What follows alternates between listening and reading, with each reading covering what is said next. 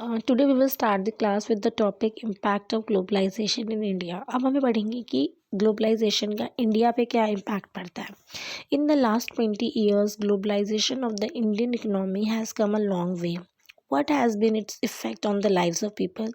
Let us look at some of the evidence. तो अब हम पढ़ेंगे ग्लोबलाइजेशन का इंडिया के लोगों की लाइफ पर क्या असर पड़ा है। Globalisation and greater competition among producer both local and foreign producer has been the advantage to the consumer. ठीक है, सबसे पहला जो फ़ायदा होता है वो है कंज्यूमर को हुआ। जैसे कि हमने टॉयज़ का जो एग्जांपल पढ़े थे उसमें फ़ायदा कंज्यूमर को हुआ था।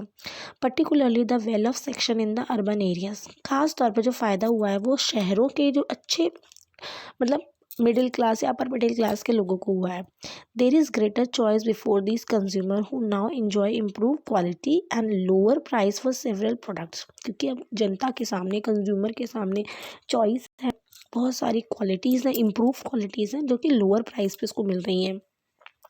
As a result, these people today enjoy much higher standard of living than was possible earlier। और इसी की वजह से आज का जो हमारा स्टैंडर्ड ऑफ लिविंग है, रहने का तरीका है, ज़िंदगी को जीने का जो तरीका है वो पहले के मुकाबले काफ़ी अच्छा हो गया है, बढ़ गया है। Among producer and workers, the impact of globalization has not been uniform। ठीक है, कंज्यूमर को तो बहुत फ़ायदा हुआ है, लेकिन प्रोड्यूसर और वर्कर्स पे जो है ग्लोबलाइजेशन का जो इम्पैक्ट है वो एक जैसा नहीं है। कहीं जगह उन्हें फ़ायदा भी हुआ है तो कहीं नुकसान भी हुआ है। तो फर्स्ट हम पढ़ते हैं कि MNC has increase their investment in India over the past 20 years। पिछले 20 सालों में एमएनसीज ने इंडिया में अपनी इन्वेस्टमेंट को बढ़ाया है। Which mean investing in India has been beneficial for them. इसका मतलब क्या है कि अगर वो इन्वेस्टमेंट इंडिया में कर रही है और बढ़ती जा रही है उनकी इन्वेस्टमेंट, इसका मतलब कि वो उनके लिए फ़ायदेमंद है।